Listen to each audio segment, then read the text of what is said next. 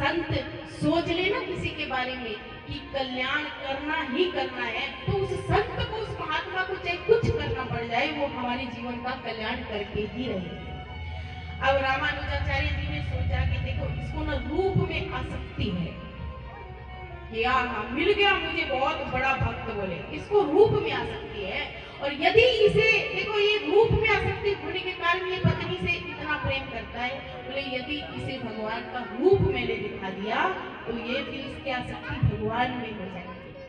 तो रामानुजाचार्य ने कहा कि यदि मैं तुम्हें तेरी पत्नी से भी सुंदर यदि भगवान दिखा दूं, तो कोई व्यक्ति ऐसा दिखा दूं कि तेरी पत्नी से भी ज्यादा सुंदर है, तो धनुर्दास जी ने कहा कि मैं तुम्हें वचन देता हूँ कि मेरी पत्नी से भी सुंदर यदि तुमने मुझे कोई दिखा दिया तो मैं हमेशा हमेशा के लिए उनका हो जाऊंगा।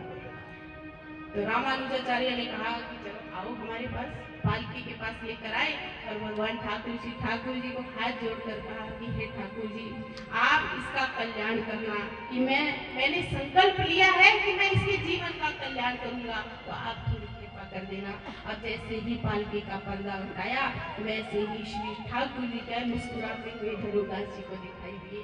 अब जैसे ही उसने मुस्कुराहट देखी ठाकुर जी की, वैसे ही धनुर्दास जी बेहोश हो गए। इतना सुंदर रूप, बोले इतनी सुंदर मुस्कुराहट सहन नहीं कर पाया और बेहोश हो गया। वही धनुर्दास जी भगवान के दास बन गए। तो ऐसी मुस्कान जो है हमारे ठाकुर जी की है। और इस मुस्कान के पीछे तो रसखान भी गया था, सुना है ना? रसखान यहाँ का नहीं था, रसखान अमेरिका का था।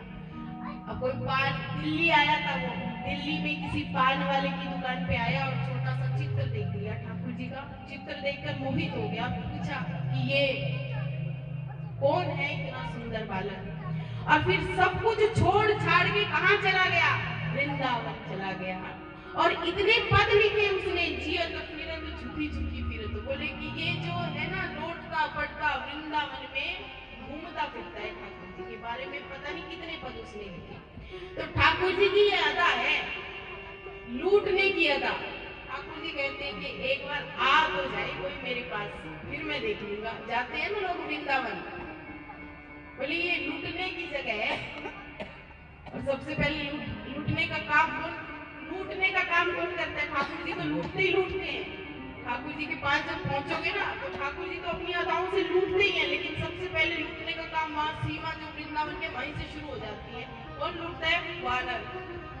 तो ठाकुर जी ने अपना जो जिम्मेदारी है ना, एक उनको दे रखी है वानरों को, कि इनकी जो भौतिक चीजें हैं ना उनको छीन लो, पहले भौतिक चीजों से इनको खाली करो, और बाद में फिर ठाकुर जी के सामने जब कोई जाता है तो अपने होश को बैठते हैं। राधा रमन जी गए हो ना, अदरम मधुरम नैनम मधुरम, ठाकुर जी की हर चीज में मधुरता है।